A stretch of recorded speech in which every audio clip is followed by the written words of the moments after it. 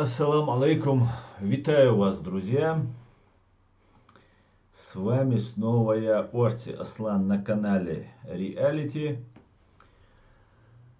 Сегодня 3 июня 2022 года, 21:00 по Берлину и 22:00 по Джохару. Приветствую вас, друзья. Так, всех приветствую.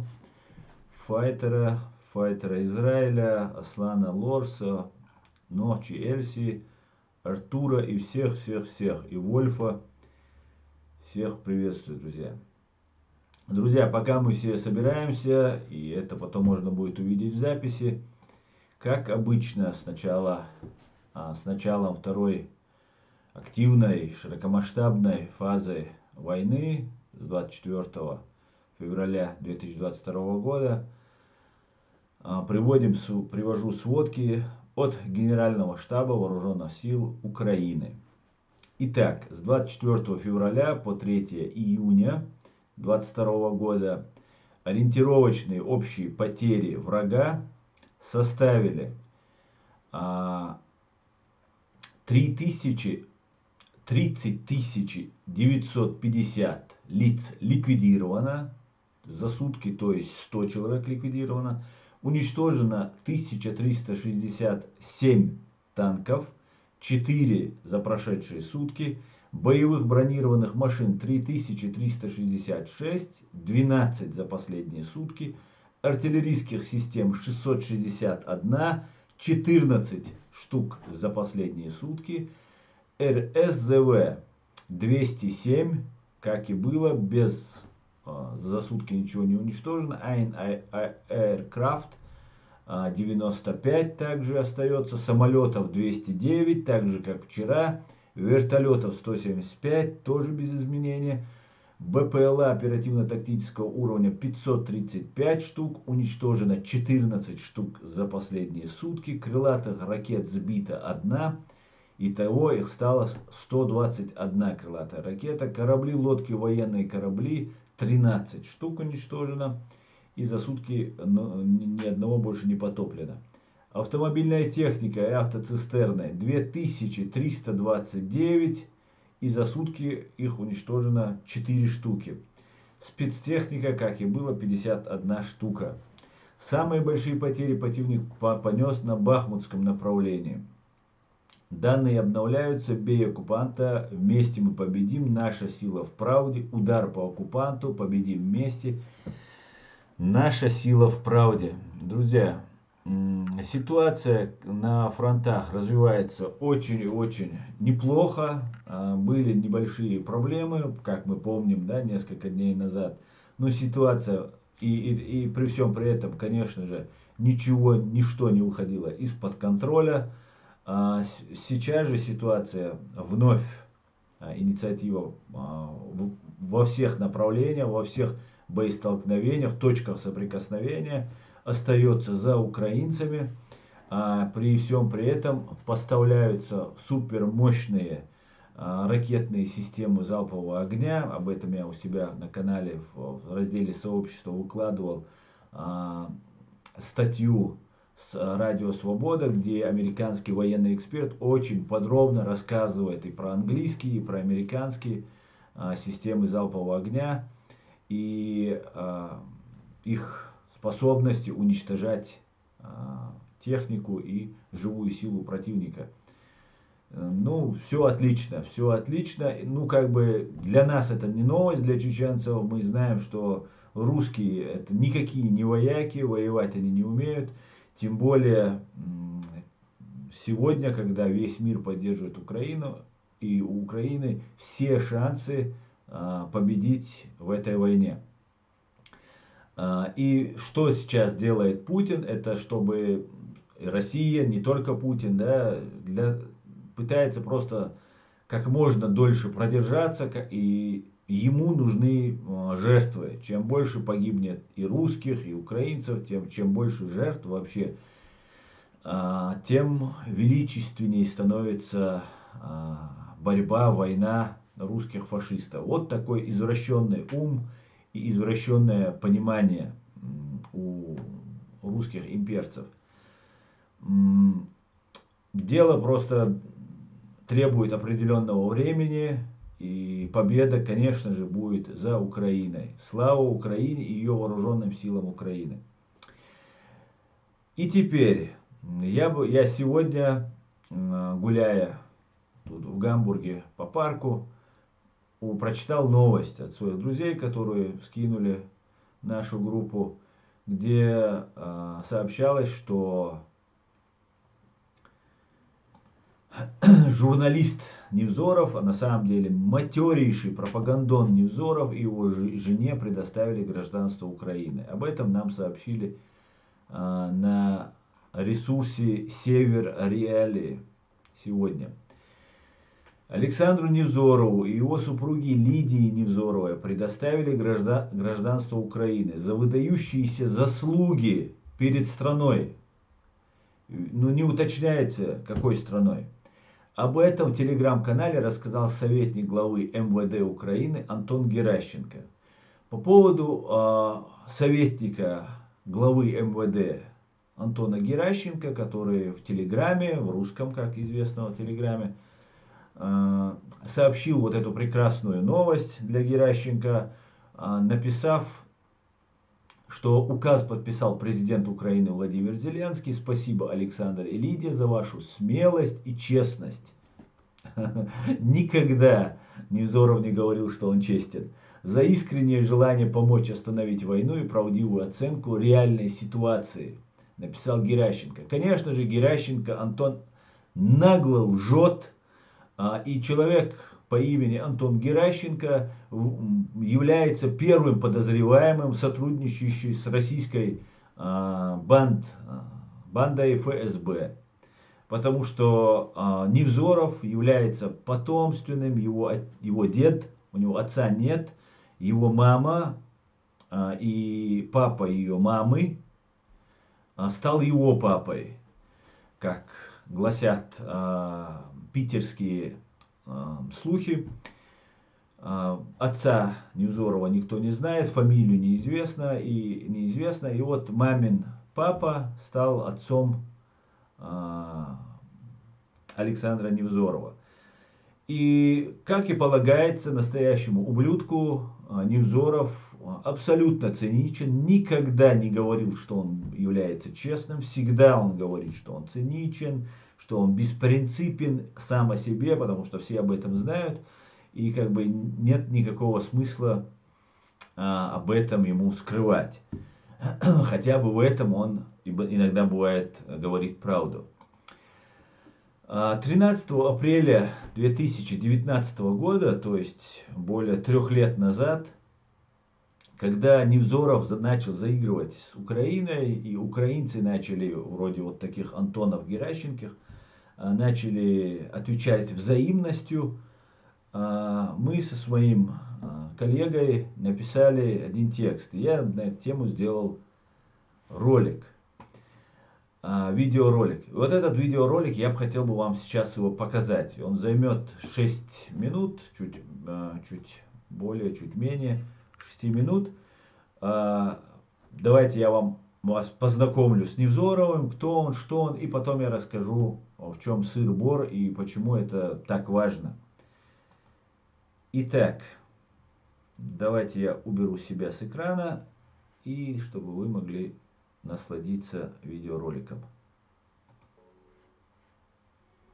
Поколение средневозрастных не может не помнить Невзорова с его 600 секунд. Передачи, ставшие витриной гласности и перестройки. Представитель высшего эшелона советской золотой молодежи, баловень деда генерала и, возможно, сам, будучи чекистом, Сашка Невзоров сумел удачно соединить хорошее образование, школа с французским уклоном, и запросы очарованного в ту пору всем несоветским населения. Благодаря вышесказанному Сашка получил неограниченный доступ во все засекреченные архивы страны, как и возможность выезжать за границу, чем и не преминул воспользоваться. Заполучив по распоряжению всесильной конторы авторскую программу на Ленинградском ТВ, поражавшую советского зрителя эксклюзивными сведениями, о кровавом коммунистическом прошлом и дерзкими суждениями о настоящем. Карьеру кинодокументалистики Невзоров начал, сняв в 1991 году фильм «Наши». Из этого названия затем вырастет кремлевский Гитлер-Югент, восхвалявший солдат советских оккупационных войск, подавлявших в те дни выступления литовцев за независимость. Однако истинную славу Невзоров познал на русско-чеченской колониальной войне, сняв 2 пропагандистских фильма, сначала «Ад» и затем «Чистилище».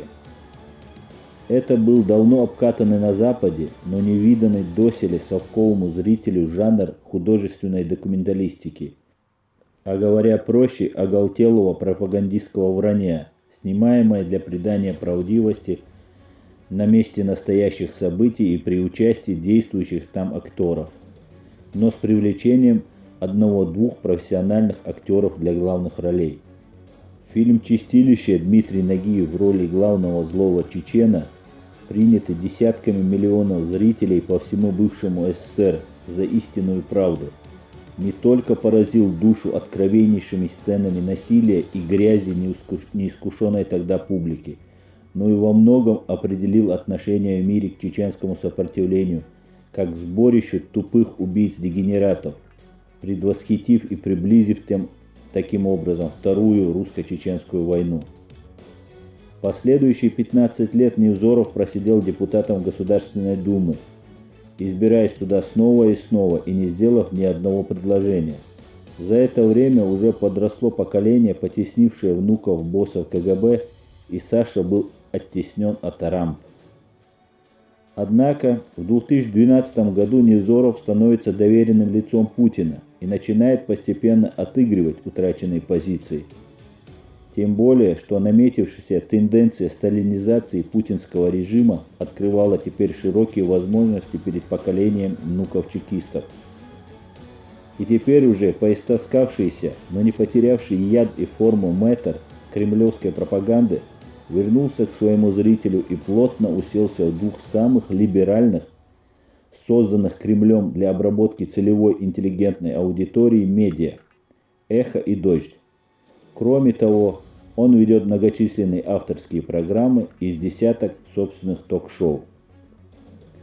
Невзоров занял в российском телешоу «Бомонди» пустовавший до него нишу золотого гения, ругающего все и вся.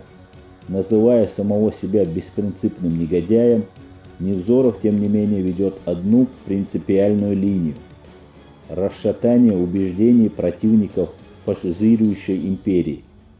И на службу именно этой цели брошены все знания и все таланты блестящего полемиста и старого пропагандиста.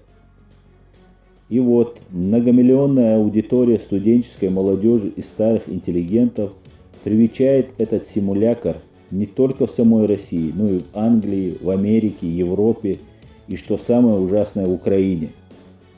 Приглушенный свет, сюртюки темных томов, трубка в руке, черепа и всякий хлам в интерьере, призваны, по-видимому, подчеркнуть многогранную высокоинтеллектуальность вещающего Мефистофелем паяца, создают ощущение погружения в параллельный мир, воскрешая, впрочем, эпоху всяких магов и медиумов, обиравших в конце XIX века ту же самую наивную интеллигенцию Европы и Америки.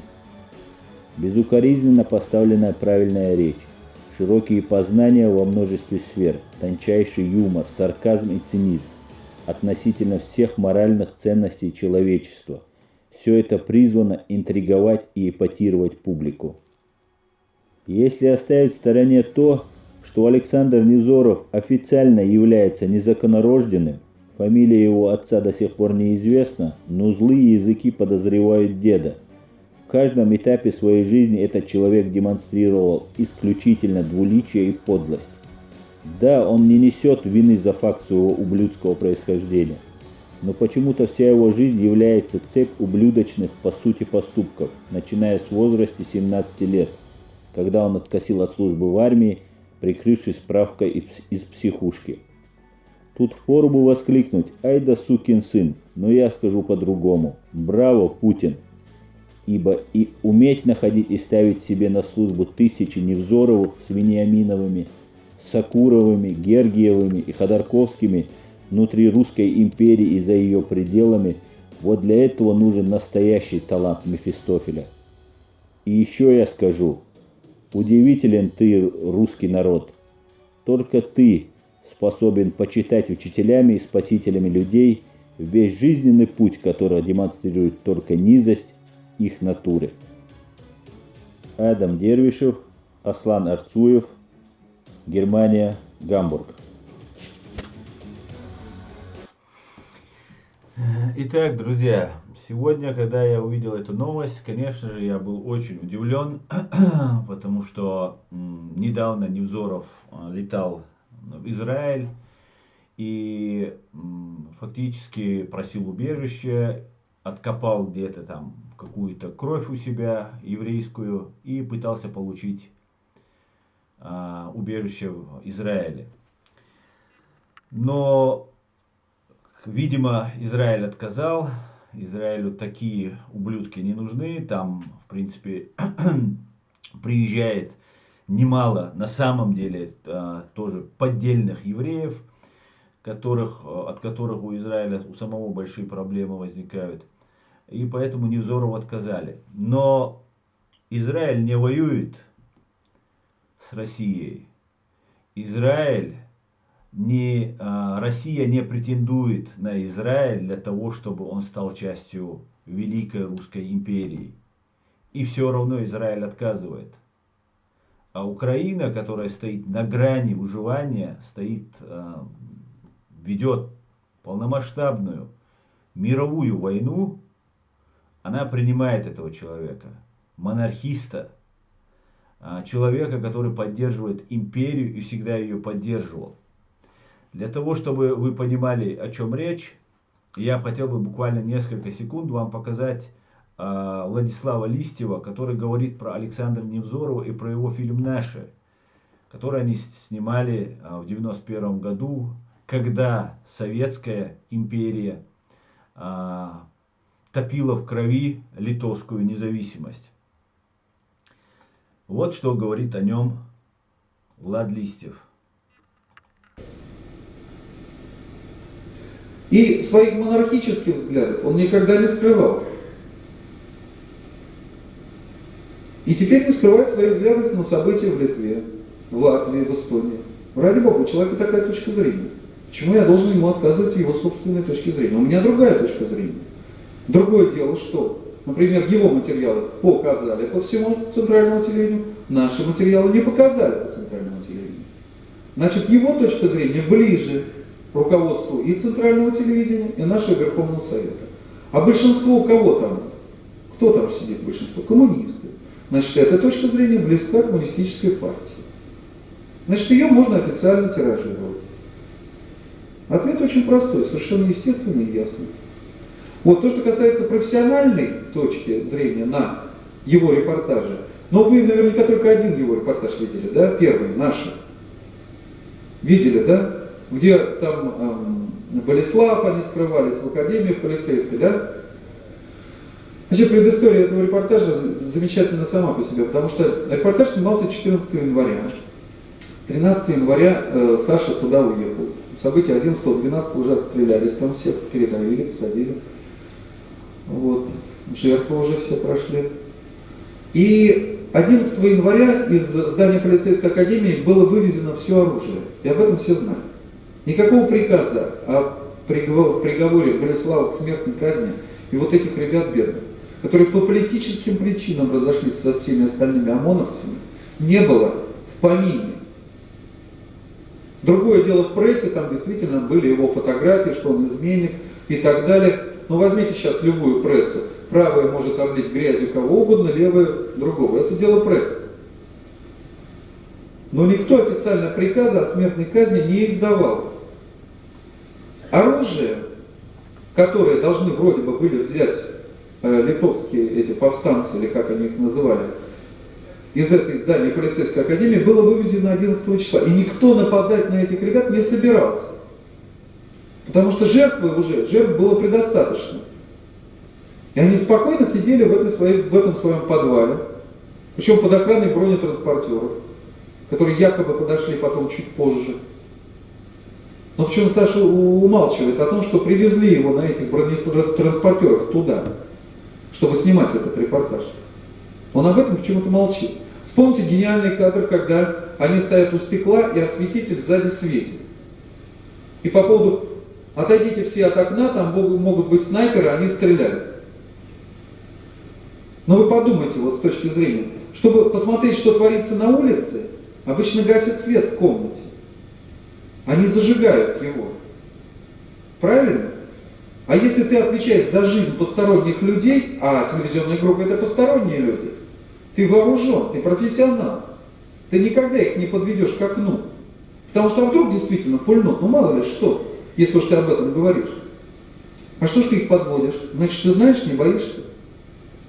И, ну ладно, это все мелочи. Меня больше всего действительно убил с чисто моральной точки зрения тот факт, что Саша одел автомат. Вы понимаете, находясь на нашей земле, потому что никто Литву, Латвию, Эстонию еще из нашей земли не вычленял, официально во всяком случае. Саша с автоматом, на котором написано «наши», значит, мне хотелось бы спросить его: Саша, ты готов был бы стрелять в кого? Журналист вообще никогда не должен надевать автомат. Это его работа по этике, по международному статусу журналистов. Он не имеет права иметь оружие. Не имеет. А вы не смотрели еще один гениальный репортаж, где на Сашу совершено было покушение. Это просто потрясающе. Знаете, когда вышел его первый репортаж, мы потом все собирались, ребята, профессионалы, наверняка читали письмо ведущих кинематографистов страны по поводу этого его репортажа. Но это, я говорю, оставим все на совести Саши. Саша не изменился. Каким был, такой и остался. Но меня просто поражают некоторые вещи, как можно вообще такое пускать в эфир. Это же видно невооруженным взглядом, что это подстава. Просто обычная подстава. Едет машина, Волга. Изнутри, естественно, значит, на переднем сиденье сидит ОМОНовец, на втором переднем сиденье сидит тоже ОМОНовец, о которых Саша перед этим рассказывал. Хорошие ребята, у них действительно очень сложная там ситуация, судьба очень сложная. Я их прекрасно понимаю, потому что, например, и в Литве, и в Латвии ОМОН был деполитизирован. Все партийные пристрастия, пожалуйста, все за пределами. И МВД за пределами всего. Пожалуйста, это ваше дело. Ребята не захотели закрывать свою партийную ячейку. Все, и в этом произошел раскол в ОМОНе. В литовском, во всяком случае. Вот именно в этом. И вот сидят ребята эти на переднем сиденье, Саша на заднем, и осветитель оператор вместе со светом. Вдруг, что-то рассказывают, вдруг начинается стрельба. Причем ночью стреляют трассирующими где-то в район Большой Медведицы, за 1,5 километра от машины. Стрельба, мат-перемат начинается в эфире. Вылетают все из камеры, причем падают в разные стороны, начинают отстреливаться. От кого? От чего? И тут же оператор выбегает и освещает отстреливающихся. И снимает их внимательно, как все. Вы понимаете, да, ночью со светом человек, осветить нужно, покушение на машину. Значит, все выскочили из машины, долго отстреливались. Причем почему-то пули летели у всех вот туда. Не нормально все, а туда. Другое дело, если, по логике, если захотели совершить покушение на машину, причем, как они потом говорили, что их все время пасут, они знают, куда они ездят и так далее, и так далее. По логике, едет машина, ты знаешь ее маршрут, куда она выехала, сообщили по рации. Знают цвет, знают номер. Зачем стрелять за 1,5 километра в эту машину? Ее же можно совершенно другим образом убрать, если у вас такая задача стоит. Вот эта инсценировка была совершенно гениальная. А потом показали перевернутую машину, сгоревшую. Почему она сгорела, совершенно непонятно. Очень красиво. Ладно, это... Это свидетельство Влада Листьева про очередные пропагандистские уловки и фейки, которые еще в далеком 91 году начинающий ублюдок Невзоров создавал на литовской земле. Вот такой персонаж получил гражданство в Украине. Кроме этого, как в нашем ролике говорилось, мировую славу или там российскую славу Невзоров или советскую славу в масштабе постсоветских вот этих всех республик русскоязычных Невзоров получил во время войны против чеченцев. Я вам сейчас покажу небольшой ролик, где фильм называется «Ад». Также был фильм «Чистилище», который снимал Невзоров. Эти фильмы абсолютно низкого пошиба и полностью расчеловечивали чеченцев. Чеченцев представляли дураками, дебилами, дегенератами, убийцами, маньяками, сумасшедшими. И, соответственно, с ними нужно было поступать именно так, как поступала фашистская Россия. То есть истреблять все живое, да, всех, и маленьких, и больших чеченцев. И вот небольшой фрагмент из его фильма «Ад», буквально минуту. Давайте посмотрим. Присутствует ненормативная русская речь, поэтому попрошу убрать детей от экранов. Это русский оккупант на чеченской земле, и у него берет интервью, или его опрашивает Александр Невзоров. У меня снайпер, у которого 5,5 зрения, и глухой, блядь, мина 3 метра рвется, он не слышит. Его снайпером в штатную должность записали. 3 дня назад подразделение скомплектовали, сюда отправили. С кем воевать? Как в бой в городе, не знаю. БМП-3 идет, горит, блядь, экипаж не выходит. Танкист подъезжает, закрывает своей броней. Говорит, мужики, эти, слышь, подбиты. Еще не горите. Они не вылезли, блядь. Танку, блядь, снаряд залетел под погон. Ушел. БМП сгорело вместе с экипажем. Что? Кто обучал? Зачем это все надо, блядь? Сука, давить надо, блядь. Ну давить, ну месяц подготовки. Вообще мы правильно делаем, что мы здесь находимся. То, что их давить, гадов, надо, это правильно. Ну давить-то по уму, блядь. Обученным войскам. Не надо столько. Есть же у нас люди, есть кому может. Ну, дивизию, 2-3, сколько надо. Забрал, блокировал, все средства, что вложили.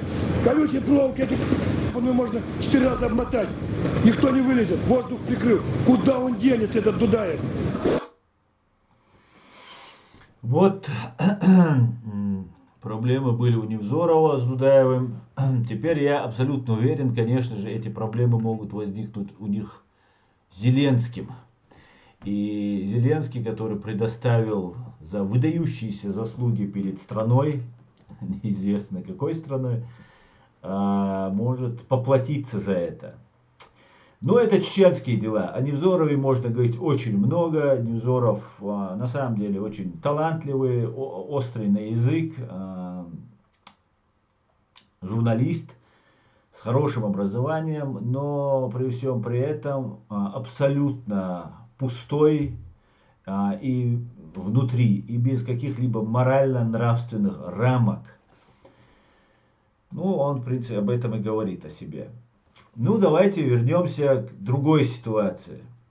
В 2017 году, 1 июня, некий Денис Султанов,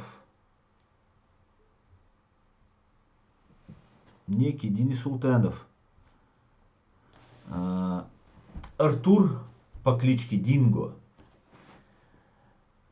представляется в 2017 году Амине Акуевой и Адаму Осмаеву, французским журналистам, и берет у них интервью. Записывает их на телефон, несколько раз с ними проводит встречу, потом предлагает крупную сумму денег за интервью, что вот французское там издание хочет там как-то их отблагодарить и так далее за интервью, и предлагает им встретиться в французском посольстве.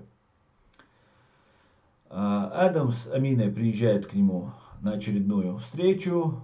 Он говорит: давайте еще пока рано нам заходить в посольство, сядем в машину, и я вам сделаю подарок.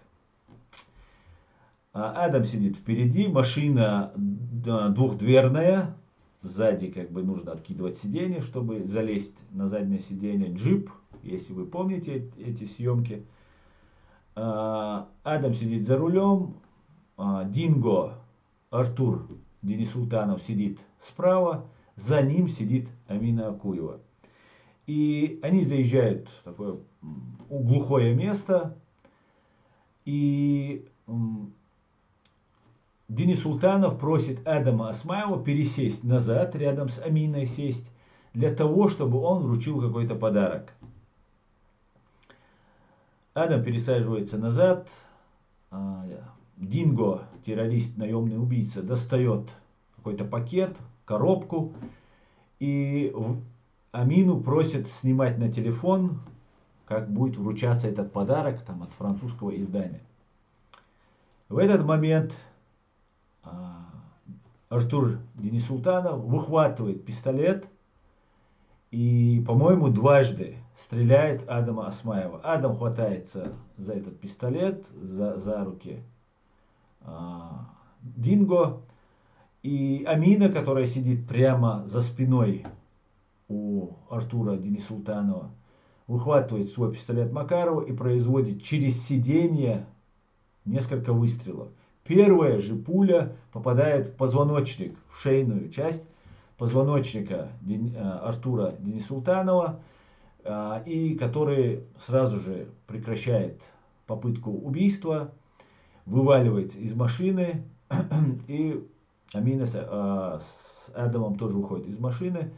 Они его нейтрализуют. Амина оказывает Адаму первую помощь медицинскую. Приезжает полиция. И тут возникает следующая ситуация. У Артура Дениса Султанова оказываются украинские документы.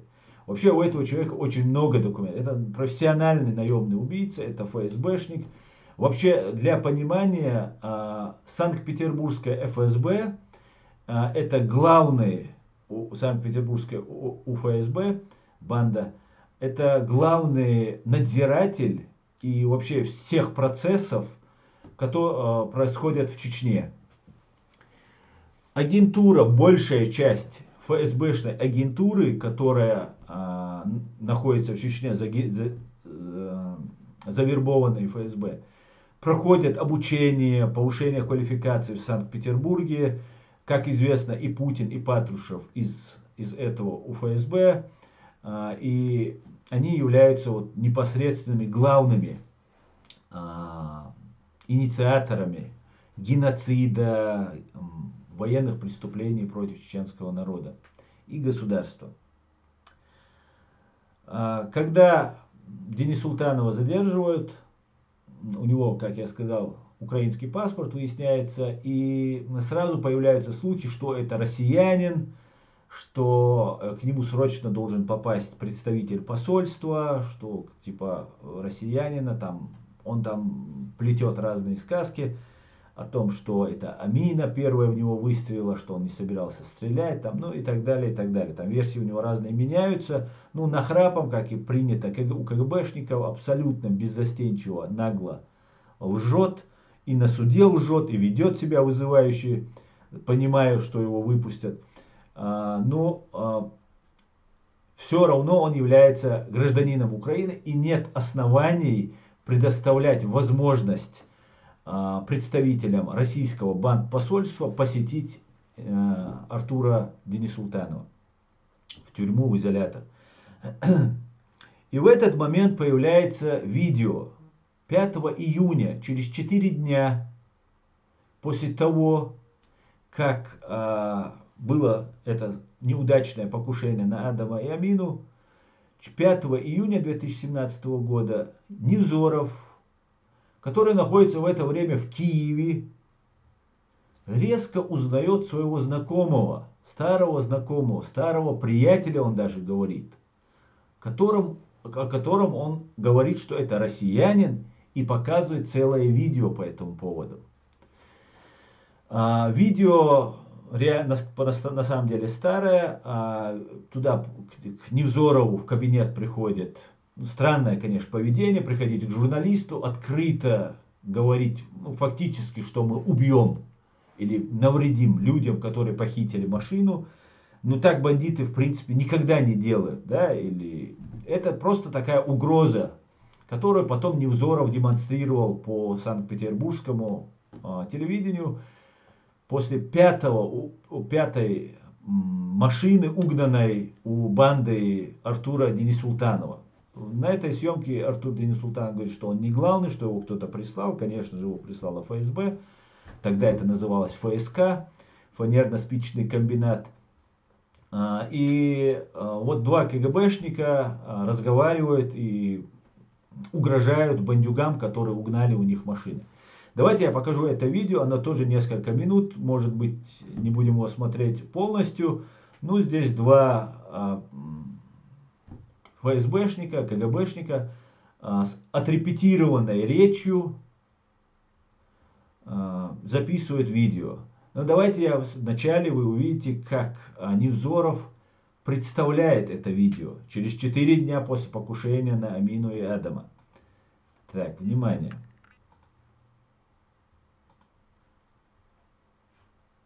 Так, давайте я себя уберу и включаем.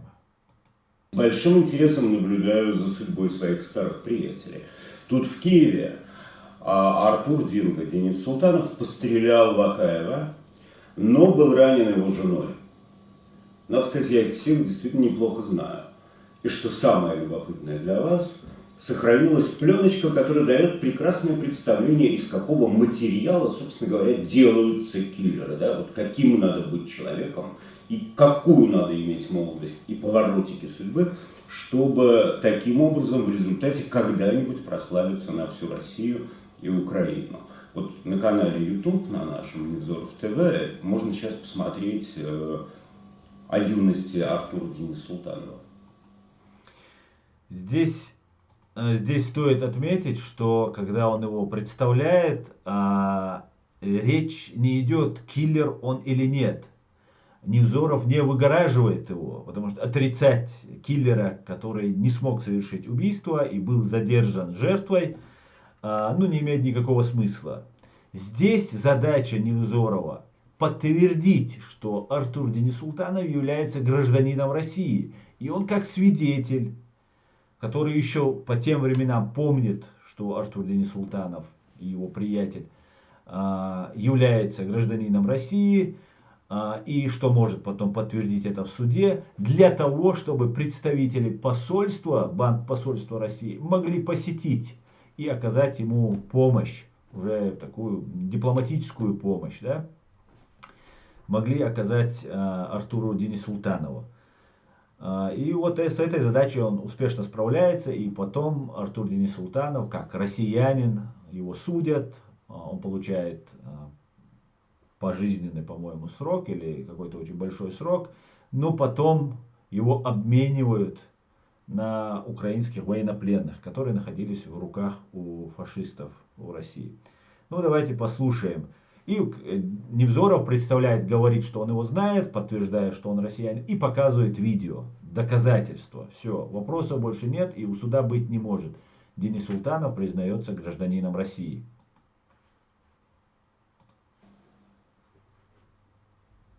Ни для кого не секрет, что почти все... Еще очень важно, очень важно, друзья, в этом моменте. Через 4 дня человек, который находится в Киеве, не в Москве у себя, там, где у него есть архив, доступ к его архиву, каким-то чудесным образом быстро это все обнаруживает и сразу же предъявляет. Быстренько это нужно сделать, потому что этому Денисултанову нужна очень помощь. Он ранен, он находится в госпитале, в тюремном, и срочно нужно ему как-то помочь. Это говорит о том, что Денисултанов, конечно же, очень матерый и очень заслуженный гибнюк, и, как мы знаем, уже киллер.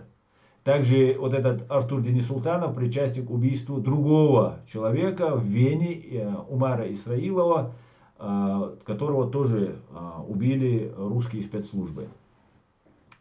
Ну, давайте вернемся к этому видео.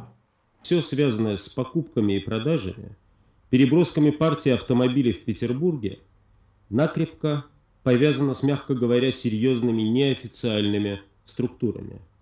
Беспредел в этой деликатной сфере творит только шушера, залетные, купчинские перегонщики, криминальная мелкота.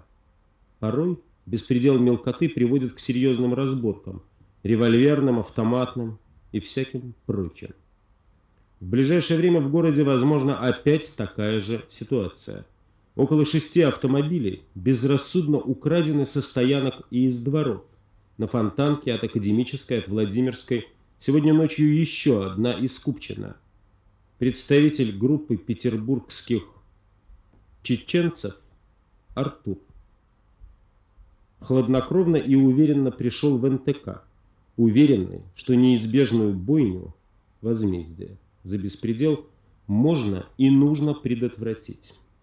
Мы обладаем достаточной информацией для срочных и крайних мер.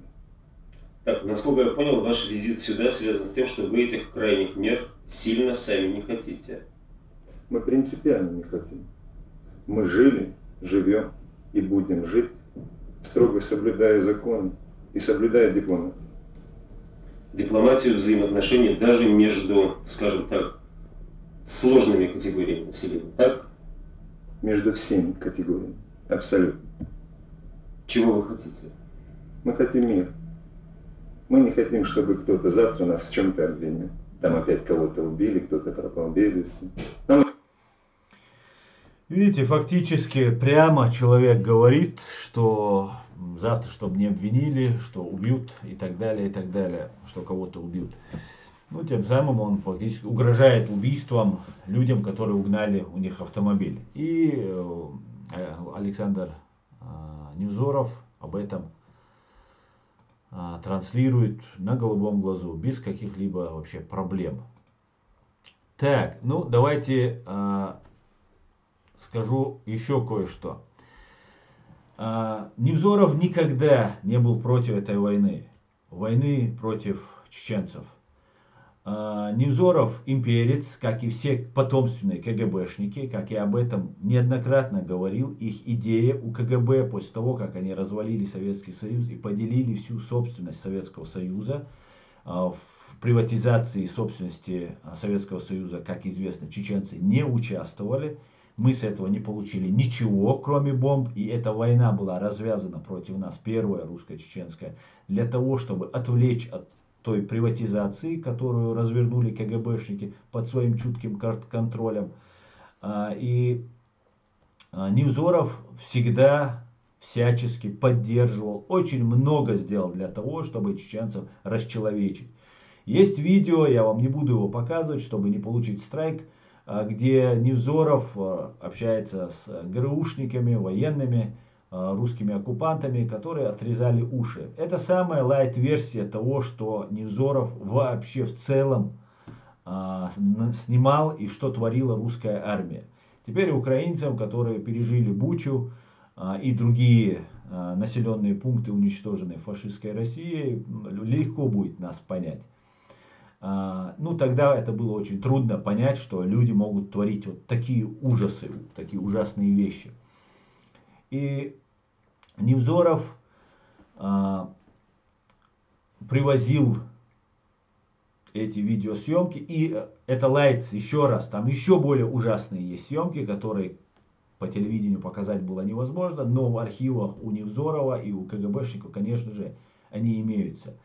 Также было очень распространено отрезать головы чеченцам и вывозить эти головы в Россию. В этом принимали участие не только русские, но чеченоговорящие тоже. Об этом тоже обязательно нужно сказать. Эти головы, чеченские головы, продавались за $5000. Об этом писал и Невзоров, и ему подобные журналисты. Об этих страшных вещах, которые происходили. Конечно же, также и на органы чеченцев просто разделывали, если сказать грубо. Разделывали и просто на органы передавали чеченские. И это был целый бизнес. Об этом очень тоже много сказано, хотя это не афишируется. И в суде обязательно, в международном суде, об этом мы тоже, конечно же, всем напомним. Ну и еще много-много ужасов, которые просто сейчас я не буду затрагивать, но которые просто не укладываются в голове, что такое возможно. И Невзоров долгое время, вот на превью к этому видео, вы видите череп, который он держит в руках. человеческий череп с зубами, который у него часто появлялся в его видеокадрах, и он всячески показывал эти черепа и вот, ну, свои садистские, свои вот эти извращенные вот эти наклонности Невзоров, как настоящий ублюдок, показывал неоднократно. И я не сомневаюсь, что это именно черепа чеченцев, которые они привозили и продавали в России. Кроме Невзорова, который сейчас очень сильно раскручивается, есть другие люди, которые поддерживают связь, как украинцы есть, так и россияне, которые являются имперцами, монархистами. И задача России сегодня объединить, разворовав вот все имущество Советского Союза, закончу мысль, разделив вот это все имущество, став дворянами, КГБшники, ФСБшники должны провозгласить монархию во главе с Путиным, или, если Путин не доживет, то Патрушевым во главе с монархом. И, конечно же, потомственный КГБшник Невзоров тоже входит в эту монархию. Как и Гиркин, который тоже из ФСБ и тоже за монархию. И это идея ФСБ, что они должны создать монархию. И без славной, великой, как и у всех честных народов, честной истории Украины, без этой истории никакая монархия не получится. Получится пшик, который не простоит века, как планируют ФСБшники. Об этом нам Литвиненко прямо говорит, об этом они многие проговариваются и так далее. Даже чеченоговорящие в лице Адама Демирханова тоже об этом намекают, что мы будем теперь из поколения в поколение детям, внукам передавать эту власть и останемся у власти. И для этого им нужна Украина. Украина с ее историей. И вот есть люди, которые в лице Гордона, который тоже, на мой взгляд, является КГБшником, а СБУ и ФСБ это, ну, в принципе, СБУ был отделом, да, как когда-то как в Германии был отделом КГБ Штази, также СБУ был отделом ФСБ в Украине. И очень много у них связей везде. Как мы теперь видим, в Украине они до сих пор сохранились. Никакой иллюстрации Украина не провела. Колоссальные потери, разрушенные города в Украине, люди гибнут, теряют близких людей, получают увечья, миллионы беженцев, миллиардные, просто колоссальные просто потери, финансовые, экономические потери Украины. Но верхушка гибни, она в Украине еще имеет власть. Есть Борис Тамахин, который долгое время не мог получить просто политического убежища в Украине. Потом ему все-таки добились люди в Украине, помогли ему, и он получил это убежище. Невзоров же со своей женой получил гражданство. Но сперва он поехал в Израиль, он предпочел быть в Израиле. Но Израиль отказал, и тогда оставался выбор Украине. Он вернулся в Украину. И смотрите, я еще обращаюсь к чеченцам, которые воюют за Украину, которых тысячи сражаются за Украину. Вы сражаетесь за ту страну, которая приняла человека, который является нашим убийцей и одним из главных зачинщиков. Это Соловьев, это Скобеева, это Невзоров, это их отец, это их учитель. Конечно же, в Украине есть настоящие патриоты Украины. Если бы не было, их бы не было бы, Украина сейчас не сражалась бы так сильно. Конечно же, есть Залужный, которого я безмерно уважаю. Есть много других людей, которых я уважаю в Украине. Но есть вот такие люди, которые принимают, вроде Антона Геращенко. Подсунули, наверное, Владимиру Зеленскому, который подписал указ о предоставлении гражданства вот этому ублюдку и его жене. И давайте посмотрим от 2011 года видео, где в гостях у Гордона Невзоров отвечает на вопросы про Чечню. Конечно, здесь немного лести, как и Гордон, Невзоров и все остальные обязательно кидают немножко лести. Это такой трюк КГБшников перед тем, как вас убить или съесть. Они обязательно скажут, что вы очень хороший, мужественный и так далее. Но вы пойдете на котлеты. Это их методы, так они делают. Поэтому не обманывайтесь вот этими лестными высказываниями. Просто послушайте, что говорит Невзоров. Он говорит, что война в Чечне была нужна для того, чтобы Чечня научилась уважать Россию. Так вот, неуважаемый Невзоров, вы никогда не заставите чеченцев уважать имперскую фашистскую Россию. Поверьте. Ну, давайте посмотрим это видео. А Россия научилась бы уважать Чечню. Вот для того, чтобы... Художественная. Что это за война была, первая чеченская, кому она была нужна и была ли она вообще нужна? Она была нужна. Она, безусловно, была нужна.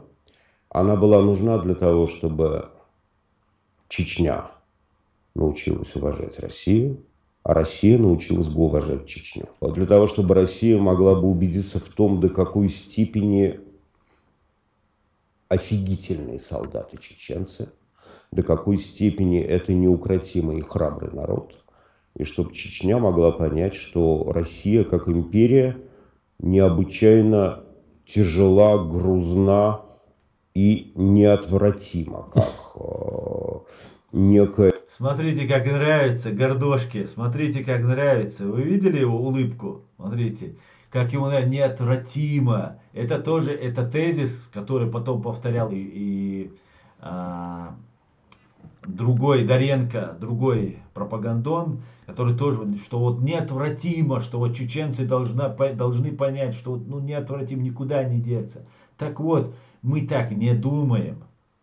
Мы считаем, что не только неотвратимо, мы считаем, мы будем теми, кто вобьет осиновый кол в сердце вот этой фашистской заразе, вот этим ублюдкам. Смотрите, как нравится слово неотвратимость Гордону, ведь он тоже причастен, по всей видимости, к гибне, и поэтому он тоже будет из дворян, но уже на Украине, как они любят говорить. Некая и военная, и разрушающая, и идеологическая сила. Дело в том, что чеченцы настолько сложны и храбры. Тезис «сложны» и «храбры» это можно не считать, просто добавляется, чтобы было легче воспринимать. Говорит о том, термин этот говорит о том, что сложны это значит трудновоспитуемые. И что мы уважаем только силу. То есть нас нужно бить палкой постоянно и всегда. Это, кстати, любил говорить и Альфред Кох, это их основные тезисы, основные нарративы были в отношении чеченцев, что понимают только силу, что их нужно бить постоянно, такие очень трудновоспитуемые. И это самое они говорят тут в Европе про нас. И чтобы, вот смотрите, это ужасные, очень трудные, непонятливые какие-то чеченцы, которые не понимают никакого языка. Что, конечно же, абсолютная ложь, как все, что исходит изо рта вот этих ублюдков. Что какое-то уважение у них может вызывать только сила. России нужна Чечня? Какое-то уважение может вызывать только сила, говорит ублюдок. Абсолютно они не знают нас. Или знают и нагло лгут. Вот тут я вам ничего сказать не могу. Не знаю, потому что меня вопросы политики и геополитики давно перестали волновать. А Чечне нужна Россия? Ну, это тот же самый вопрос, это те же самые, как говорится, яйца, только вид сбоку, да? Я не знаю, известно ли у вас на Украине такое выражение, но в России оно необыкновенно популярно. Ну хорошо, давайте, чтобы это сохранить эфирное приличие, скажем, не яйца, а тестикулы. Вы насмотрелись много в Чечне жестокости? Да я не называю это все словом жестокость. Для меня, если это немножко контрастирует с розовой квартирной жизнью, это еще не жестокость, потому что это всего-навсего те естественные способы поведения человека, которые мы почему-то, камуфлируем некими словами, понятиями, но вообще это типично для приматов. Мы очень безумно конфликтный вид, безумно агрессивный вид. Ни один больше вид животных не совершил такого количества внутривидовых убийств, в том числе и совершенно бессмысленных, как приматы. Из 24 миллиардов людей, которые, в общем, жили на этой земле, 14 было убито. Это по очень таким интересным, очень точным, с моей точки зрения, подсчетам английского математика Грэма Татарсова. То есть это тоже не мои фантазии. Вы для себя ответили на вопрос, кому была нужна чеченская? А я не отвечал. Вы не задавали. Меня этот вопрос совершенно не интересовал. Это была моя война. Это был мой рубеж, мой этап, очень важное событие в моей жизни, благодаря которому я наконец понял очень многие вещи и от многих иллюзий избавился. Вот такая вот ситуация развивается вокруг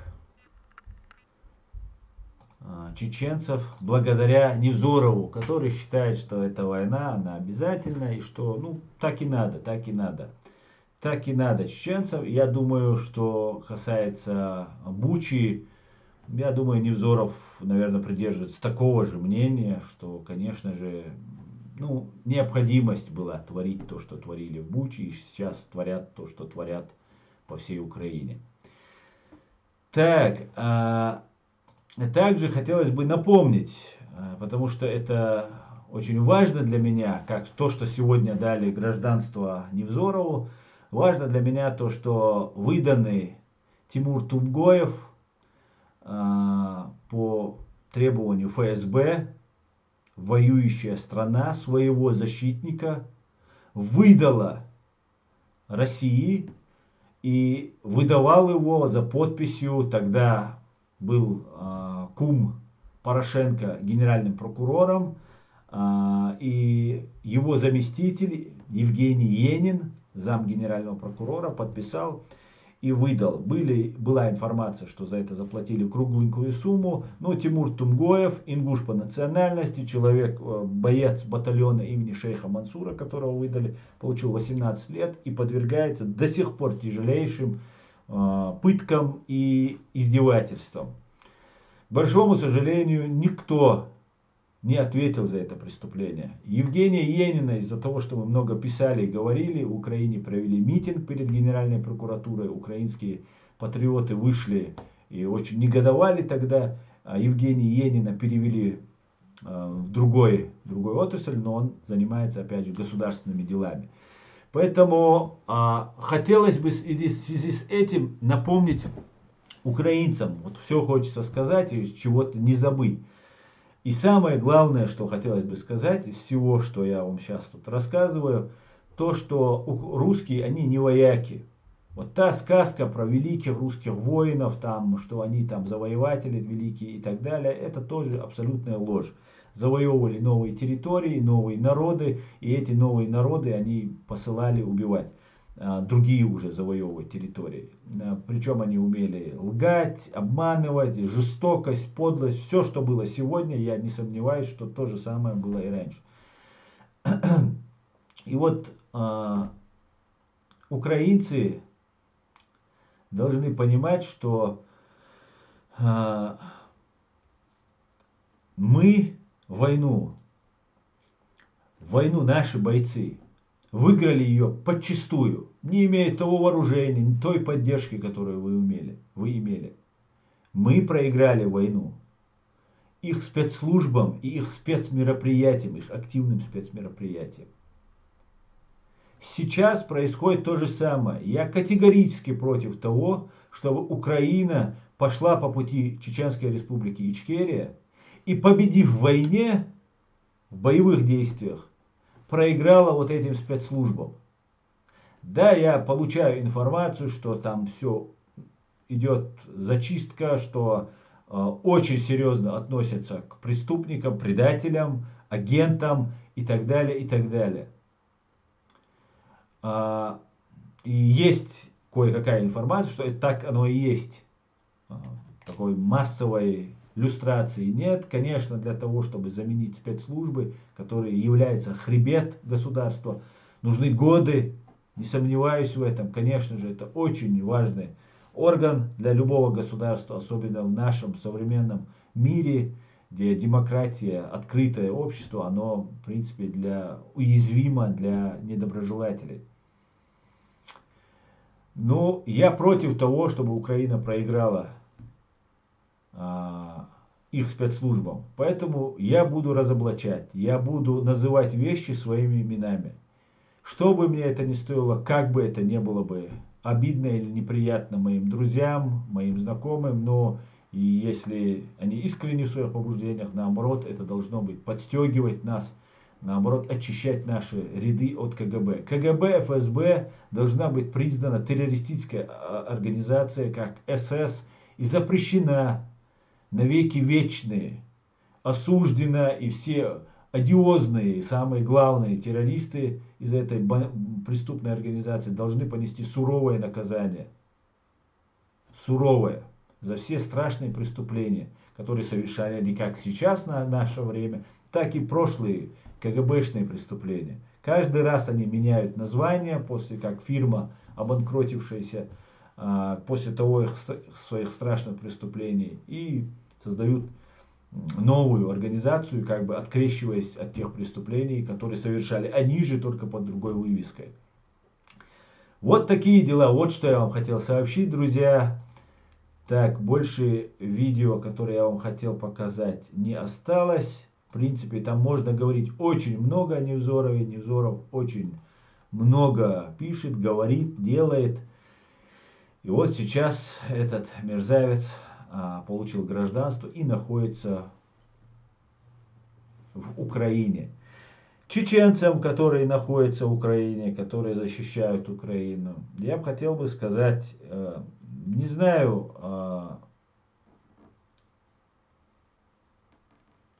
что вы будете делать, но что-либо по этому поводу вы заявить обязаны. Это, конечно же, это плевок и в украинский народ, и в систему, и в всех военных, которые сражаются. Потому что Невзоров, чеченцы, по вашу душу там. Он будет очень много координировать и проводить. Знаете, для агентуры, которая многое разбежалась, в начале войны, они в 24-го выехали, думали, сейчас быстренько русские зайдут, будет там русский мир восстановлен, и они вернутся. Тем самым они засветились. Мы знаем про Киеву, который был большим патриотом Украины, и потом сейчас сбежал в Россию и попросил в России политическое убежище. Ну и много-много других, которых мы не знаем. Вот, например, Антоша Геращенко не сбежал никуда, зовет своего вот этого коллегу Невзорова, радостно принимает его в Украине. И это такой подъем для украинских агентов, российских агентов в Украине, когда Невзорову вот на таких почестях предоставляется за заслуги перед страной, предоставляется гражданство. Гражданство. Ни одному защитнику Украины еще не предоставили гражданство. Не предоставили его еще Борису Стамахину, который отсидел 10 лет в лагерях за то, что боролся с этой империей, с этим КГБ. Друзья, выстояв в войне, проиграть так вот этим агентам и спецслужбам, они имеют опыт победы в этой войне. У нас в Чечне, я могу это подтвердить. Будет очень обидно, очень будет прискорбно. Поэтому делайте выводы, друзья, и разоблачайте, и выкидывайте вот этих агентов из своей страны. Так, друзья, почитаю ваши комментарии. Так. Аду Давлетюк. Чеченцы лишены всех прав русскими фашистами, и в ущемлении своих прав они виноваты сами, которые испокон веков требуют у барина. Невзоров сказал, он сказал, что он был неправ. Знаете, это так смешно, когда матерый убийца, виновный в геноциде. Вы скажите, Сталин сказал. Или там какой-нибудь пропагандон гитлеровский сказал: ой, извините, вы знаете, что Геббельс, например, застрелился или отравился. И другие пропагандоны, они понесли суровое наказание в нацистской Германии. Ну давайте Геббельс сказал бы: ну, извините, ну я ошибся, заблуждался. Ничего подобного, мы в эти сказки не верим. Неужели в России нету других людей? Есть Александр Сотник. Почему Украина не говорит с этим человеком? Этот человек, его в начале, когда он только-только начиналась эта война, он очень много начал говорить про Украину. Кстати говоря, у него фамилия украинская, и, видимо, зов крови в нем тоже это говорит. Его очень быстро и грубо заткнули. Очень грубо украинцы к нему отнеслись. И он просто замолчал. И он дал слово, что я не буду говорить про Украину. Все. Не стал противником Украины. И свою линию до того, как Украина начала воевать с Россией, которую он гнул, он продолжает гнуть. Когда Украина и Владимир Зеленский выступали в КВН в Москве, Александр Сотник боролся с этой империей зла. С империей лжи. Открыто. Не продавался никому. Гениальные просто у него есть и видео, и опросы, и интервью. Просто шикарное. Это просто достояние не только русских и россиян, но также всех нас, в том числе и Украины. С ним вы вообще не разговариваете. Его вообще полностью игнорируют. Сейчас более-менее начали так прислушиваться, присматриваться. Но при всем при этом Ходорковский, Кох, Каспаров, Навальный, другие, Фейгин. Фейгину каждый вечер происходит отчет. Это разведывательная деятельность, и заметно даже Фейгин задает определенные вопросы по конкретным вещам. Да, Арестович очень хорошо говорит, признаю. Но Арестович, как и Гордон, признает чеченцев частью России. Причем нагло, лживо, прислушиваясь к нарративам и вот этой пропаганде русских фашистов. Не имея никакого доказательства, что мы являемся частью России. Никакого нет доказательства. И то, что мы никогда не были частью Российской Федерации и вышли на законных основаниях из Советского Союза, как все и Украина в том числе, подтверждают референдум в 2003 году, который провели русские фашисты в оккупированном Джахаре, в оккупированной Чеченской Республике Ичкерия, где голосовали максимум 1-2% от местного населения, и в основном голосовали оккупанты, войска, военные оккупанты во время боевых действий. И эти выборы не были референдум о Конституции, в статье, первой статье, которая гласит, что Чечня является частью России и так далее, была наглой ложью, и в мире никто не признал этот референдум. Но ни Арестовичу, ни Гордону, у которых у самих убивают людей, у которых земля оккупирована, как-то это не смущает. Вот делайте выводы, господа, делайте выводы. Так, физически тошнит от вида этих двух мразей, говорит Асламбек. Да, Асламбек, отвратительные просто существа, отвратительнейшие просто. Твари просто, говорит секрет. Труп Петр, две нелюди показали свою личину. Так. Фриман антипатетизм. Руководство Украины до сих пор не поняло, что воюет с империей зла, принимая в страну русских имперцев, что создавали это фашистское государство. приведшее широкомасштабным войнам в Чечне и Украине.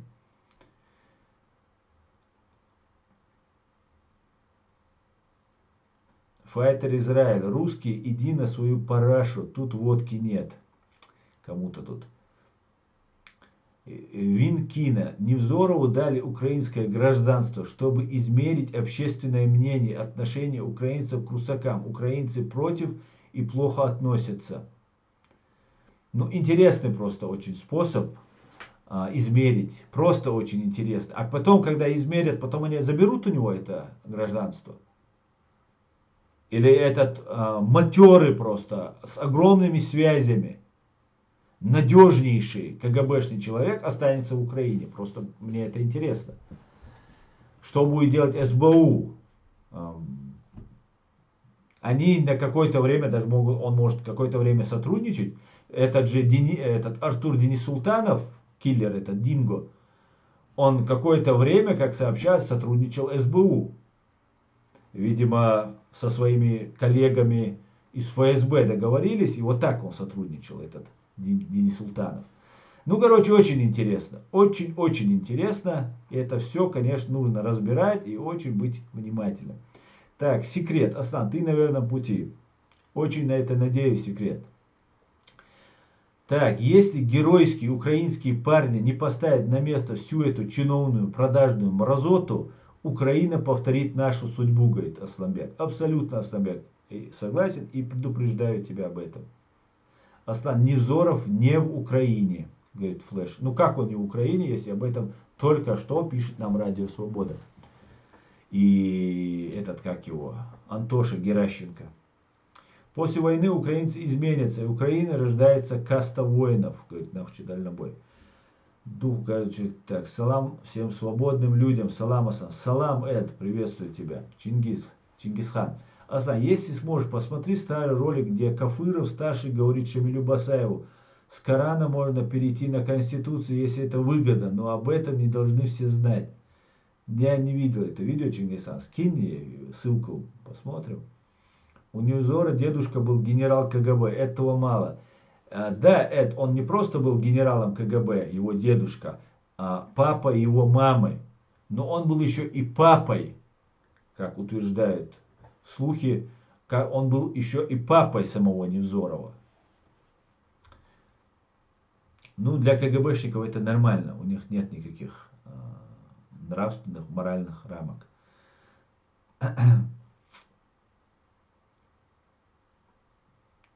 Так.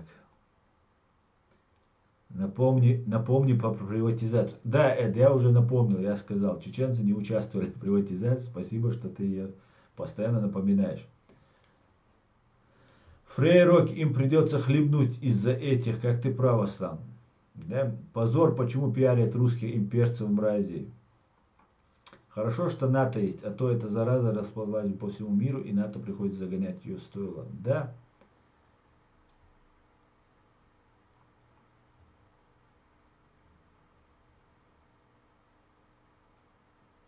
Так.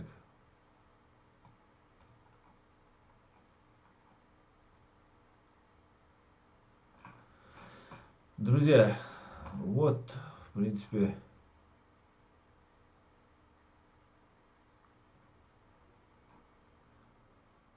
все, что я хотел сказать вам о Невзорове и вот по поводу вот этой ситуации. Я сегодня гулял в парке, и эта мысль меня застала буквально врасплох. Я просто был очень сильно потрясен этой мыслью, этой информацией, и подумал, что обязательно это нужно быстро сообщить. Быстро записал видео в парке, и думаю, надо будет как-то более развернуто об этом рассказать. Вот, в принципе, еще можно много что сказать и рассказать по этому поводу. Но я думаю, то, что я сказал, более чем достаточно, чтобы понять, кого во время войны в тяжелейших условиях принимают в свою страну кто-то из чиновников в Украине. Очень жаль. Очень-очень жаль. и пока не будет вычищена вот эта пятая колонна, вот это предатели Украины, это победы не будет. Победа не будет. Если она даже и будет, военная победа, не будет всей полной свободы и независимости, которую заслуживает Украина. Большому сожалению.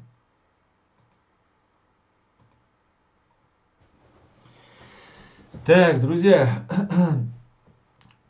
я тогда на этом, алейкум ассалам, Плахтер Алексей, свой стрим сегодняшний закончу.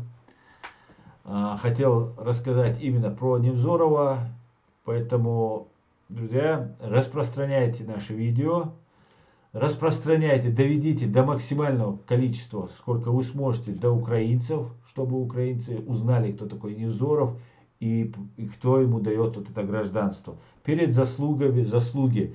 Еще Геращенко указывает там, что за мир он, что Невзоров борется за мир. Мир, еще раз говорю, мир достигнуть в Украине очень легко. Достаточно сдаться. Да, не будет свободной Украины. Опять Украина будет младшим братом фашистской России. И так далее, и так далее. Конечно, этого не произойдет. Но в противном случае украинцам нужна победа, а не мир.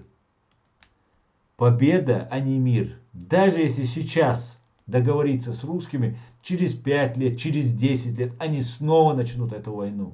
Никогда они от вас не отстанут. У них эти миллиарды, и у них кровавые преступления на них висят. Поэтому для того, чтобы уйти от ответственности, они должны стать монархией, которая будет передавать власть доверенным, то есть своим детям, доверенным лицам. Только таким образом они могут уйти от ответственности за преступления в Чеченской Республике, Грузии, Ингушетии, в Украине, в Сирии и так далее, и так далее.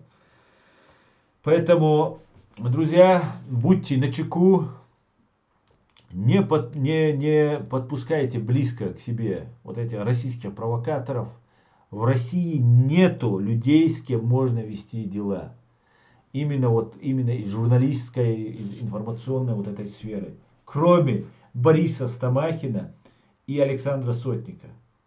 Сейчас вот появились Инна и Андрей Курочкины, которым я тоже доверяю. Ну и вот за Бориса Стамахина и Александра Сотника, которого я уже десятилетия, можно сказать, да, 20 лет, наверное, 10-15 лет за ними слежу, знаю, что это за люди, очень внимательно слежу. Вот только за этих двух человек я могу. Ну, навскидку, может быть, еще есть, если я не вспомнил, то не обижайтесь.